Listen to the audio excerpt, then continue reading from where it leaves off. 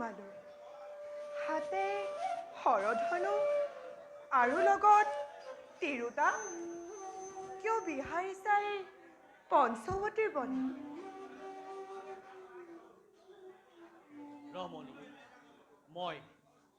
দ্বাৰকাপতি দশৰথৰ পুত্ৰ নাম মোৰ ৰামচন্দ্ৰ কৌৱা মোৰ ভাই লক্ষ্মণ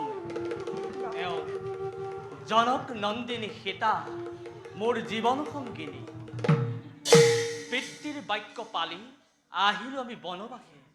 কিন্তু ৰমণী তুমি কোন আমাৰ সমীপে কিয় আহিলা শুনিছা নিশ্চয় বিশ্ব সৰ্বমুনিৰ পুত্ৰ ৰাৱণৰ নাম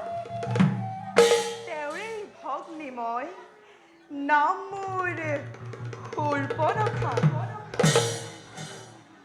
জ্যেষ্ঠ ভাতা দশানন কুম্ভকৰ্ণ বিভীষণ মহাপৰাক্ৰমী এই পঞ্চৱতী বনৰ দুই ৰক্ষক খৰ আৰু দুখৰৰ বীৰ বিশ্বতবীৰ পিছে মই কিন্তু কাৰোৱেই নহয় অধীন অতিকেই স্বাধীন মই অতিকেই চঞ্চল মোৰ বাবে ত্ৰাসিত সকলোৱে অৰণ্যৰ ভিতৰে কিন্তু সেই মনোহৰ পুৰুষ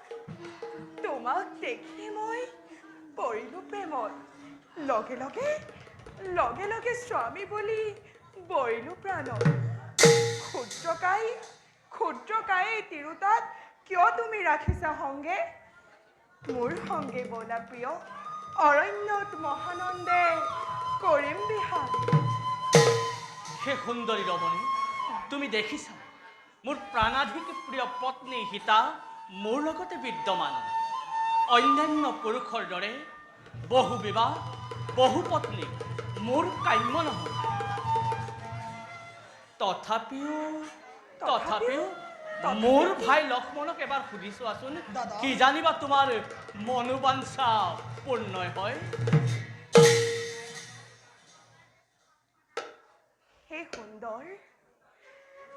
হে সুন্দৰ তোমাৰ ৰূপ লাৱণ্যই গোটেই অৰণ্যখন কৰিছে আলোকিত তোমাৰ দৰে পুৰুষক পালে সঁচাকৈ বৰ ধন্য হ'ম মই সেয়েহে এই মালাধাৰী গ্ৰহণ কৰি কৃতাৰ্থ কৰা মোক শান্ত হোৱা দেৱী খন্তেক তুমি ধৈৰ্য ধৰা মোহিনী কামনাত আত্মহাৰা নহবা তুমি মই দাদা শ্ৰীৰামৰ একান্ত দাস মোৰ খেন ভিত্তক গ্ৰহণ কৰি কিয় তুমি নিজকে কলংকিত কৰিব খুজিছা তুমি পুনৰ দাদাৰ ওচৰলৈ যোৱা তেওঁৱে তোমাক উচিত পথ দিব দেখুৱায় হে কামিনী বল্লভ লক্ষ্মণেনো চিৰভিত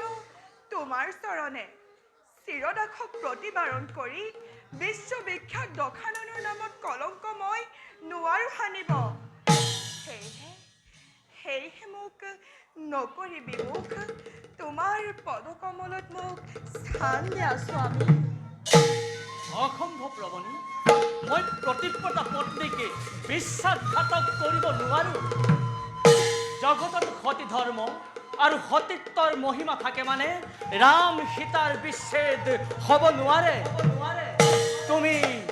স্বস্থানে গমন কৰা ৰমণী বুজিলো এই ক্ষুদ্ৰকায় নাৰীৰ বাবে তুমি মোক নকৰা গ্ৰহণ মনৰ সকলো আশা চুৰমাৰ কৰিলে সেই আপসু নাৰীয়ে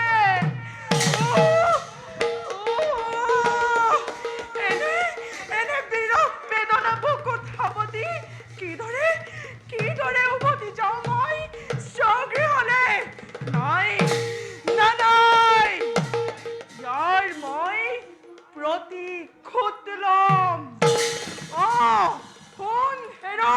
কলংকিনী সীতা ইয়াৰ মই প্ৰতিশোধ ল'ম